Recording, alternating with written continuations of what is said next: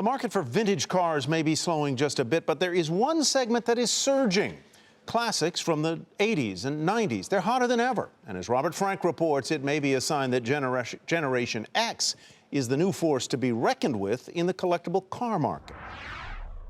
One of the top performers is the Ferrari Testarossa. This is the 1986 version, made famous by Don Johnson, who drove a white one in the Miami Vice TV series. Now, they were called the cheese graters because of those fins on the side of the door, but they have soared in value. These cars selling for around $50,000 5 years ago, now trading for more than 100 grand, so more than doubling in value. We've been talking about Ferrari values going up for years and years, but what's quietly happened is the next generation has come along and said, you know what?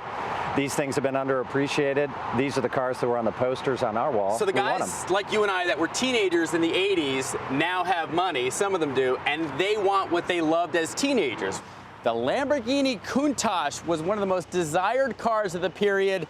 On the posters of every bedroom wall of teenage boys, it had these cool scissor doors, which were revolutionary at the time, made famous by that opening scene in the Cannonball Run. These cars were selling for around $130,000 5 years ago, now trading for up to $1 million, so more than quintupling in value. And finally, the hated yuppie mobile of the 1980s is now cool again. BMW's M3, which were selling for around $15,000 5 years ago, now trading for more than $60,000 to $70,000.